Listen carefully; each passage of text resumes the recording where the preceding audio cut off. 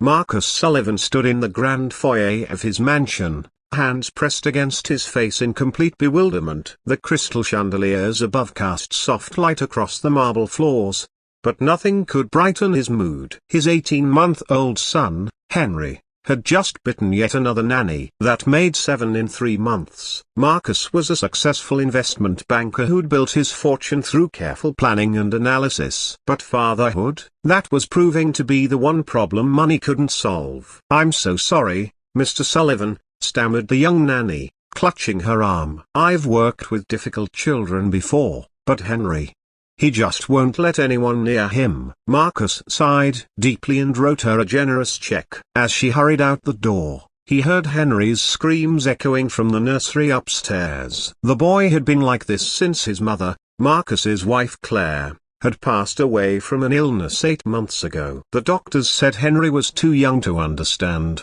but Marcus knew better. His son was grieving, just like him. The house felt impossibly large and empty these days. 20 rooms, but it was just the two of them rattling around inside. That afternoon, Marcus sat in his study, scrolling through another stack of nanny applications, when he heard something that made him freeze. Silence. Not crying, not screaming, just quiet. He rushed toward the nursery and stopped at the doorway. There, sitting cross-legged on the floor, was Rosa Martinez. She was the cleaning lady who came twice a week, a woman in her late 50s with kind eyes and graying hair pulled back in a simple ponytail. She wore her usual blue work uniform, but at that moment, she looked like an angel. Henry was in her lap, his chubby fingers reaching up to touch her face. And he was smiling, actually smiling. "I heard him crying," Rosa said softly, glancing up at Marcus. "I hope you don't mind, I just couldn't walk past." Marcus felt his throat tighten. He's never done that with anyone. Not since Claire. Rosa nodded knowingly. She began humming a gentle tune,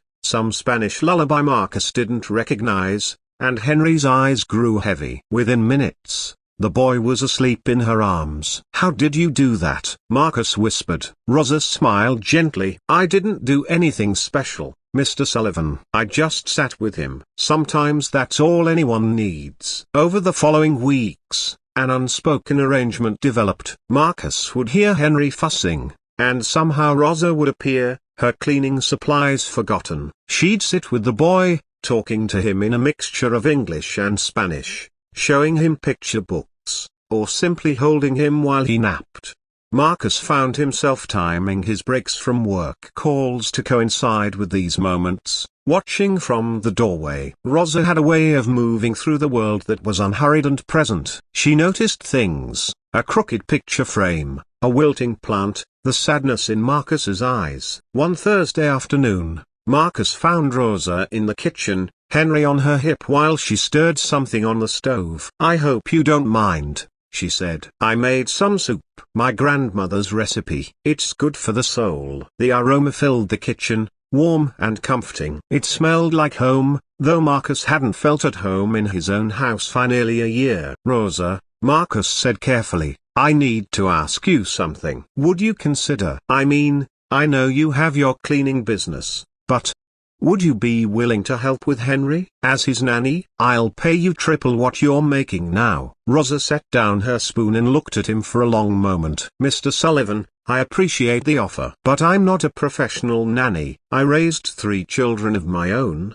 "Yes, but that was a long time ago." "You're the only person he responds to," Marcus said, and he hated how desperate he sounded. "Please, I don't know what else to do." Rosa glanced down at Henry, who was playing with the zipper on her uniform, completely content. "Let me think about it," she said finally. That weekend, Marcus learned more about Rosa. She lived in a modest apartment across town. Her husband had passed away 5 years earlier from a heart attack. Her children were grown, scattered across the country with families of their own. She cleaned houses to stay busy, to feel useful. After Eduardo died, she told Marcus one afternoon while Henry napped, "The house felt too quiet, too empty." "I understand what that's like, Mr. Sullivan." That terrible silence. Marcus found himself opening up to her in ways he hadn't with anyone since Claire died. His colleagues saw the successful businessman, his friends saw the brave single father. Only Rosa saw the man who sat alone in the dark nursery some nights, holding his son and crying. "You're doing better than you think," Rosa told him gently. "Being a parent isn't about being perfect. It's about showing up, even when it's hard. Especially when it's hard." A month later, Rosa officially became Henry's caregiver. She still insisted on being called Rosa, not the nanny, which made Marcus smile. The mansion transformed under her care. Not dramatically, but in small ways. Fresh flowers appeared on the tables. Windows stayed open to let in the breeze. The kitchen smelled like cooking again. Arroz con pollo, homemade tortillas, the soup she'd made that first day. Henry flourished. He started saying new words, Mama for Rosa, which made her eyes well up. Papa clear as a bell, cookie and dog and more. His laughter, which Marcus had feared he'd never hear again, rang through the halls. One evening, Marcus came home early from work to find Rosa teaching Henry to dance in the living room. She had music playing, some old salsa tune, and she was swaying with the boy in her arms. Henry was giggling uncontrollably. "Mr. Sullivan," she said, startled. "We were just—" "Please, call me Marcus," he said for the 100th time,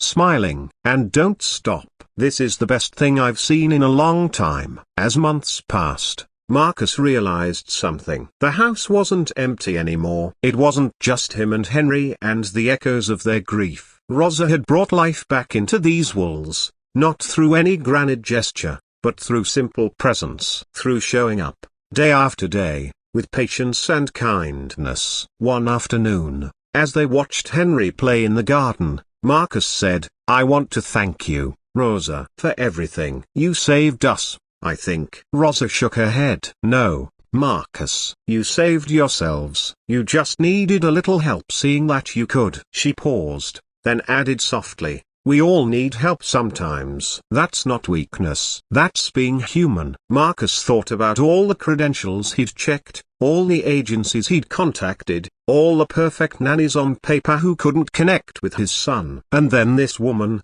who simply saw a child who needed love and a father who needed hope. "You know what I think?" Rosa said, watching Henry chase butterflies. "I think Henry didn't want a professional. He wanted someone who understood loss. Someone who knew how to sit with sadness without trying to fix it too quickly." She smiled at Marcus. "Children are wiser than we give them credit for. They know who sees them, really sees them." As the sun set golden over the garden, Henry ran back to them, arms outstretched. Rosa scooped him up, and Marcus wrapped his arms around both of them. For the first time in a year, he felt something he'd almost forgotten: peace. Sometimes the answers we need don't come packaged the way we expect. Sometimes they come quietly, in blue work uniforms and gentle lullabies, reminding us that the most important things in life can't be bought or scheduled or managed. They can only be given, freely and with love, one moment at a time. And sometimes, when we're very lucky, those moments turn into something that looks a lot like family.